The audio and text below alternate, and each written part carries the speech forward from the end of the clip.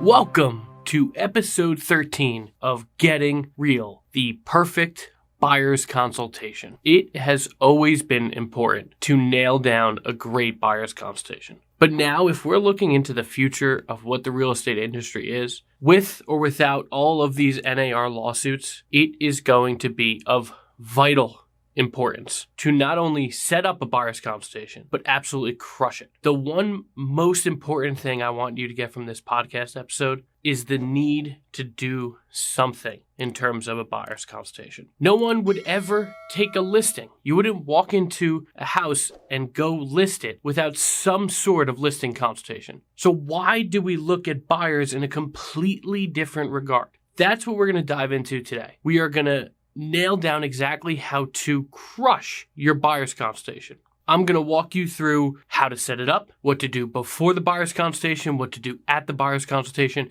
and what to do after to make sure your client is locked in with you as their agent. Before we do that, though, I do want to take a moment to thank you, appreciate you for your support of this podcast. We have a big mission here at Natale and here at Getting Real. And that is to fundamentally change the real estate industry for the better. Make it an industry where people want to get into as a first career. Make it an industry where 86% of the agents don't fail. Make it an industry where people have the lifestyle they want, earn the income they deserve, and create generational wealth for their family.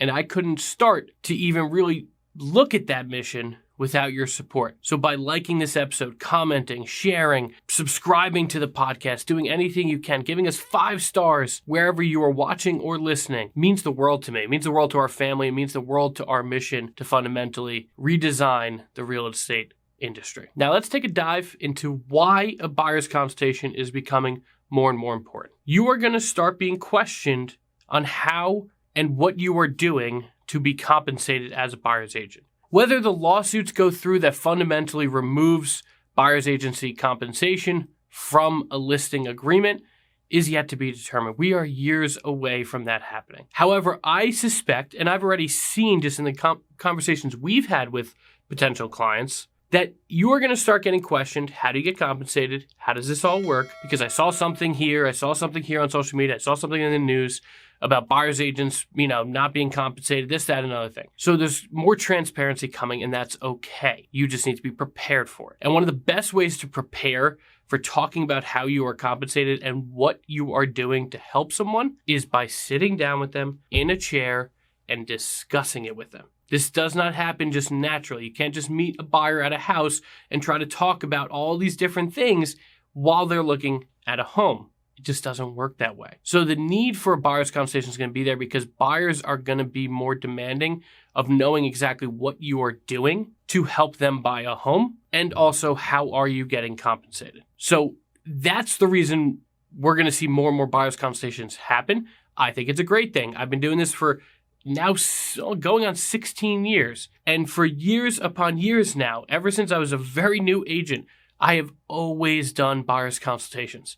Always. They come into our office, they meet with us, we meet at a coffee shop if it's not local to our market, we meet, at a library. I've met buyers at a park. I've met buyers everywhere and anywhere to do a buyer's consultation. Doesn't have to be as rigid as a listing consultation, which typically takes place at the seller's home. A buyer's consultation can be a multitude of different places, but here's the one place it cannot be. At the house you first show a buyer. It has to be in a different environment from where they are looking at homes. When someone's looking at a home, they are not looking at, or they're not trying to decide whether or not you are a great agent, or they're going to listen to what you are going to do to help them buy a house, or how you are getting paid. They are solely focused on, okay, so this is where our dining room set could fit. This is where little Johnny will run down the hallway and run down to the Christmas tree. This is where, if it has, a gorgeous pool, this is where we'll have great backyard parties. The husband's thinking this is where my wife's going to be in a bikini. The wife's thinking This is where a pool boy is coming. All of these things are where the buyer's heads are at. This is not about showing off your expertise at the showing. The showing is for creating a great experience, being personable, bringing all different facets of your game, but not the consultation. So here's how we get buyers in for a consultation. Every single time. In over a decade, I've only had maybe 2 or 3 people say no. And those 2 or 3 people were clearly just either their agent was on vacation and they wanted to get into a house, or they just had absolutely no interest in seeing any sort of value that a real estate professional could bring to them. So they decided they were just going to only contact a listing agent and never ever want to meet to discuss their home search. And that's fine, 2 or 3 out of hundreds of people at this point. It's a fear we have that if we say, hey, here's our process, we're not going to just show you a house right away, the buyers are going to be like, no. I need a door opener. I need someone to just go open that door. If they value you that way, why are you working with them? There are buyers and there are tons of people out there that will do anything to have a great professional representing them. You just have to find them. And you have to be okay walking away from the people that do not value your services. I've done it. Plenty of other great agents have done it. And you'll do it as well once you get comfortable making this a part of your process. So no matter where a buyer comes from, whether it's a referral, a friend of a past client, a lead off the internet, a call on your listing, a buyer after an open house that wants to go view more homes, doesn't matter where it comes from. At one point, someone is going to say to you, hey, John, I'm interested in buying a house and I want to go look at 123 Main Street. That's awesome. That is absolutely awesome. I love 123 Main Street. It's a beautiful house. Here's our process for working with us. I'm going to make an appointment to go show that tonight, if that's when you're planning to go look at it. About a half an hour, 45 minutes prior, we're going to meet over at my office. It's only about 3 minutes away from that house, or the coffee shop that we're going to meet at. Again, you need to have these different places before that conversation. We're going to meet at this coffee shop. We're going to meet at this Starbucks. We're going to meet at this Dunkin'. We're going to meet at my office. We're going to meet at the library. We're going to meet at this park around the corner. Doesn't really matter. But we're going to meet somewhere, and we're going to talk about your home search, what exactly you guys are looking for. I'm going to cover a little bit about how I'm actually going to help you win the best deal on a home right now in this market. And lastly, I'm going to describe just a little bit about how I'm compensated. Yes, you should be talking about how you are compensated. It's not rocket science. It's not criminal. It's not naive. It's not shady to talk about how you're compensated. We do it with listings. I don't know why we don't do it with buyers. We do it with our buyers, and this always works. And people are even more in tune with what we're doing because we deliver on the experience we're going to do, and we're going to deliver on what we are getting compensated for. So we set up the appointment. We tell them this is our process. You meet with us first. We're going to go over what you're looking for. I want to really understand what you're looking for outside of when we get to houses. And I'm going to describe what we're going to do to help you buy. And we're going to talk about how we're compensated. We're going to meet for, again, half an hour, 45 minutes, depending on how far it is from that first house. If they're not looking at homes just yet and they're just saying oh, I'm thinking about buying, here's our process. Come in for a consultation. We'll get you guys all set up, ASAP listing alerts, all this great stuff that we can get set up after our consultation. That's how we get them in. We just tell them it's our process. It's that simple. We all look at it like we have to just rush to the door to open it. And we wonder why we're viewed as door openers by, I'd say, about 30-40% of the public. Not the majority, the minority, but there is a great swath of the population out there that purely views us as door openers. Yet we run to open the door the moment a buyer calls, but we don't do the same on the listing. And that's where we have the biggest challenge, one of the biggest challenges as an industry right now. So this is to start correcting that. It's our process. You come in. Again, 99% of people are going to say yes. 99%. If you deliver it just like that, they're going to say yes. Okay, great. We'll see you there. Stop being fearful of this, guys. It's really not that scary once you start doing it. So then what do we do beforehand? So we have the appointment set for either later that night, the next day, the weekend. If it is that day, then we have to just email some things out. If we have some time, we get their information on the phone before we set up the appointment. So their name, their cell phone number, their email address, their current address, all those different things. And we usually send out our buyer documents before the appointment. So if we can mail them out, here's our buyers.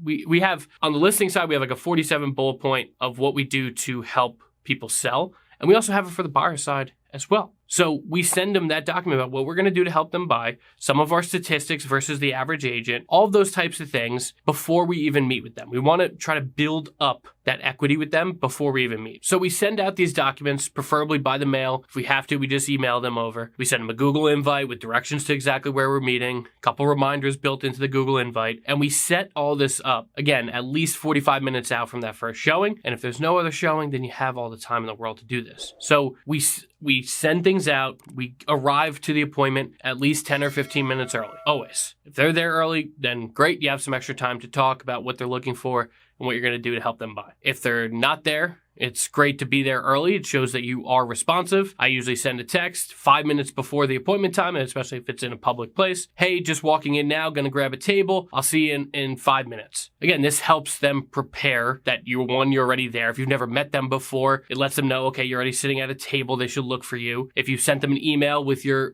photo at the bottom, they're going to know what you look like and all these different things. This is all, again, just to keep setting expectations that you are super responsive. You are going to literally walk them through a process like you're doing just for this first meeting.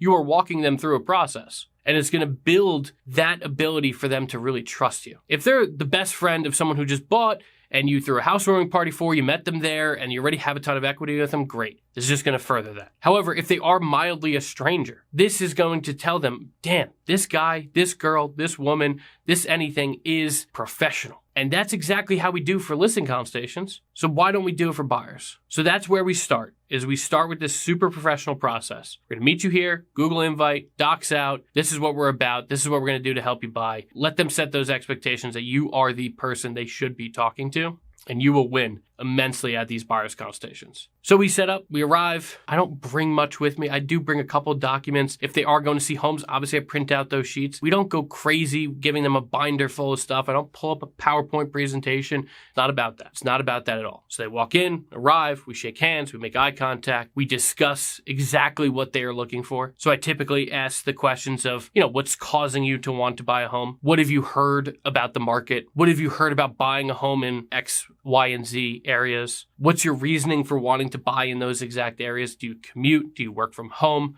Do you have kids in school? Do schools matter? Does having nightlife, restaurants, anything in close proximity, grocery stores, any of those types of things important to you? Have you heard of all the events the community has? Have you heard of this, that, and another thing when it comes to living here? All of those questions are what's asked. It usually flows into a really nice conversation. I don't have a specific order because sometimes once you open the door with why someone's looking to buy, it can go in 17 different directions. But those are the important questions you ask. And then when they say, we're done talking about what they're looking for, you have a real good grasp of it, I usually describe exactly what it's like to work with us. So I go over, okay, so I know I sent you these. Here's what we're going to do to help you buy. And I want to set expectations right now about what it's exactly like to work with us. When you text me, and this could be different for everyone. If you're an individual agent, it could be when you text me to see a house that night, I guarantee you I will get you in the door. As long as the seller can show it, I will get you in. If you operate a team, this is where you say you are meeting with me now.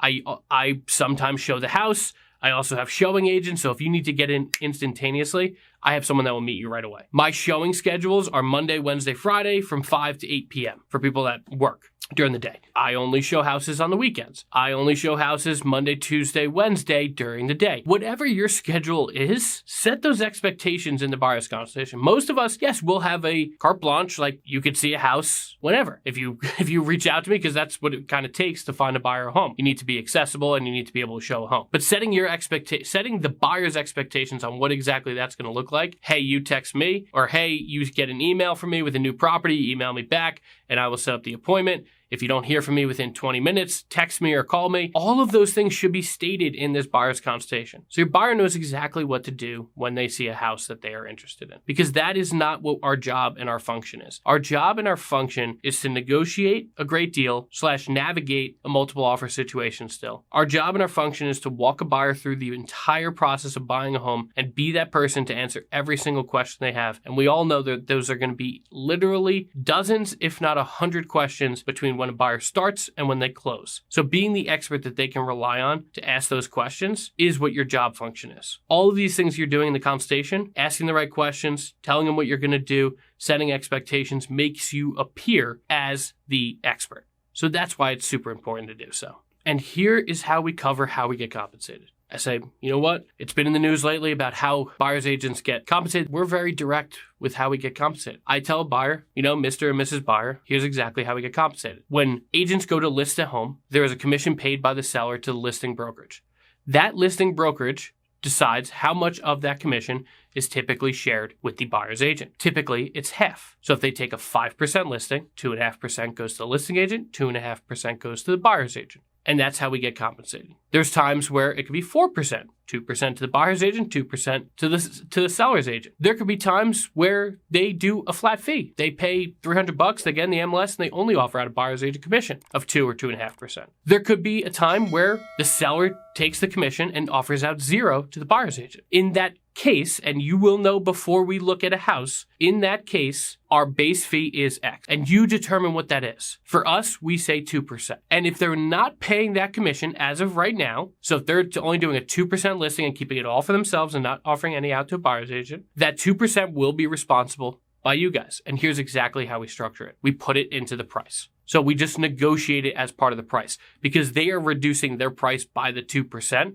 to not offer it. We kind of just put it back in. Does that make sense to you? And if it doesn't, explain it again and again and again until they get it. I know that this sounds uncomfortable, but most people get it on the first try. Some you have to go to the second level and literally just write out some numbers and let them understand that the house will, instead of $500,000, will be $490 because they're not paying the 2% commission. So we'll just bump it back to $500 and the commission will be paid out of that. That's it, because that's how it works now. I tell them, yes, the seller pays. It comes from the seller's proceeds. But if we're all being honest, a seller, when they sell their house, tells me, hey, I want $500,000, commission's 5%, so I'm going to ask $525 for it. So who is, and I leave this as an open-ended question to buyers so they really get it, who is really paying the commission? So they are hiring you. And if these conversations are uneasy for you to have, I'm going to be honest, you're going to struggle in the market to come because these are the conversations buyers are going to expect of you, just like listings expect of you. A listing doesn't just call you and say, hey, send me the paperwork. I'm going to put your sign out front tomorrow.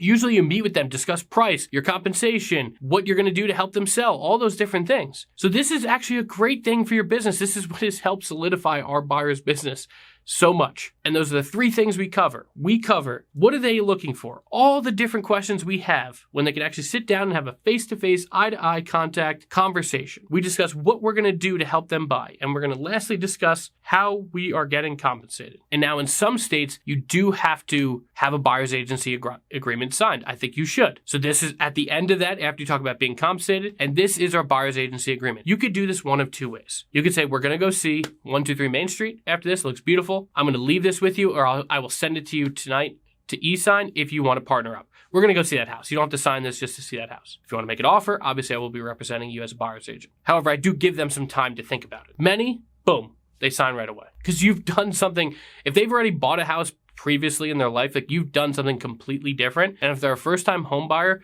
and you were saying this is the process, they're going to know that this is the process. And if you've walked down this line where you look super professional, they're going to be like, okay, this is just how it's done. And you're not deceiving anyone. You are literally actually being way more upfront, way more honest with clients by talking about these things. And clients will appreciate you more and more and more. And they're going to understand why you are the best and why you are getting compensated. Because you are literally putting yourself 10 steps ahead of everybody else in your competition. Because everybody else, what they do is, oh yeah, perfect. You're looking to buy a house? You want to see those 3? Okay, yeah, I'll meet you there Saturday at 12. Okay. And I'm not shaming people that do that. 90% of real estate professionals do that. But we need to do better as an industry. If we haven't seen anything in 2023, that's one thing that should have opened our eyes. We need to do better. We need to be more transparent. We need to be more honest. And I know this works because we've always done it this way and our buyers absolutely crush it. We get rave reviews. We get to throw awesome housewarming parties. We literally cycles and cycles and cycles without spending tens of or hundreds of thousands of dollars for Zillow leads. If you want to build a business based on leads, that's great. That's fine for you to look at it that way. However, if you want to be hugely profitable, and be able to enjoy your time with your family and have clients that trust you and you trust your clients, that they're not going to squirm off and go buy a house with someone else, you have a much better life and a lot less stress as a real estate professional. And you do that by nailing down this process before, during, and now after the consultation. One big thing we do is typically give them something at the end of that meeting. It doesn't have to be big. It could be some team merch, some of your agent merch. It could be a gift card to the coffee shop you're at. If they're moving into the area, it could be a small gift card to your favorite local coffee shop that's in the town. Like, hey, when you come back next weekend, here's a gift card, go grab some coffee. It doesn't have to be anything crazy. But we do like to say, hey, we appreciate you doing our process and meeting with us. If they tell us, hey, I appreciate the gift, but we're not going to be working with you, that's okay. Never happens. But if that did happen, okay. You gave up a $5 gift card to a coffee shop or a $10 gift card to a coffee shop. You gave up some merch. They're probably not going to take it if they don't want to hire you. But just believe in yourself to say, okay, you know what? I need to change my process. And by changing my process, and then now coming from a point of appreciation for the person going down my process and showing that appreciation to that person, you are going to win on the highest levels, guys. And you're going to have repeat and referral business that you don't even know what to do with in 3 to 5 years from now. You won't even know what to do with. We have agents at our company 3 years in that they put most of this process into action, and they literally get calls every single month, even in a down market. Hey, here's this buyer. Hey, here's this buyer. Here's this friend. Here's this friend. Here's this friend. Here's this family member. And it's not coming at the cost of massive amounts of money to leads. It's just keeping up that process and keep setting expectations properly. And then I always do the same thing at the end. Right as we pull up to the first house, this is where the consultation really ends for me. Right as we pull up to the first house, I go, wait, hold on. Actually, before we go in, Mr. and Mrs. Buyer, here's exactly what we're going to do. And I learned this about 10 years ago, and it has changed my life. So I hope it changes yours as well. Mr. and Mrs. Buyer, looking at homes can be kind of boring and monotonous. So we're gonna spice some things up for you. We're gonna play a little game if you guys are okay with it. They're always like, what do you mean a game? We're gonna play, it's called the rating game. It's very simple. We're gonna rate a house from 1 to 10. Every single house you walk into will get a rating. I'm gonna ask you to wait till we get well outside the house because I'm telling you right now, everybody has cameras. Pretend as if everybody has cameras. Even if the house is vacant, everybody has cameras. So we are not gonna talk about specifics while we're in the home, but I want you to rate it once we get outside. We're gonna take out the number 1. Because there's no house, if you had to put a roof over your family's head, you would call anywhere home if you absolutely had to. And we're also going to take out number 10, because I'm telling you right now, there's no such thing as a perfect home. Well, you know what? There is the perfect home. But you're looking 500 to 600. Your perfect home is probably 950. And I know you don't want to spend that much to have all 10 out of 10 check boxes done. So let's just be realistic that 10 is not going to exist. What we're shooting to find is the 8 or 9s. I'm also going to take out 5 because I'm going to make you decide one way or the other. If it's a couple, you say if both of you rate it 6 or above, so really 6 to 9, you get the listing, you take it home with you, so you know to go back to just research that house. If one of you rates it 4, or one or both of you rates it 4 or below, I crumple it up, throw it in the back of my car, I'll recycle it later.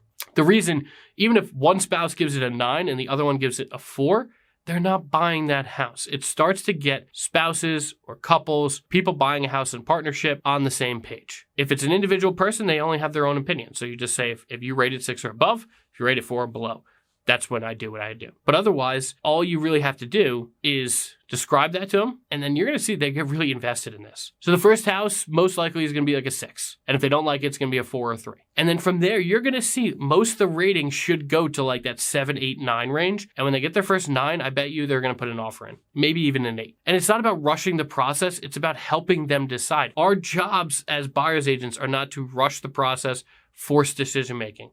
It's to let buyers really start to value what they value and do it on a quicker rather than a longer basis. Searching for a home for 2 years when you want to buy now is not a pleasant experience. It's not. So you deliver a great experience by helping them decide on a home and at least strategically going after it. That doesn't mean if you're still in a market like ours, we're still in a very competitive market. You may have 7 or 8, number 8 or 9s rating-wise that you put offers in on before you get the right one. So helping them really start to work together helps them really start to find a home for their family.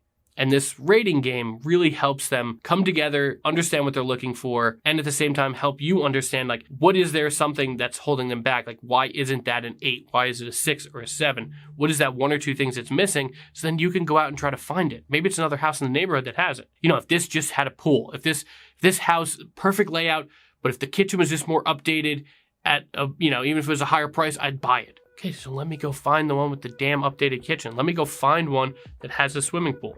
These types of things make you a different agent. It makes the experience different for a buyer. And I hope you see today, whether you're listening this, you're watching this, that you have the opportunity to nail down a perfect buyer's consultation by enveloping in some of this into your business, getting insane amount of referrals in the years to come, and building an actual sustainable business where you have peace of mind. It all starts with your processes. It all starts with your systems. These are not hard to implement. I hope some of this today gets ingrained in you. You start to put it into practice in your business, and you see how much your conversations change with clients when you start to do so.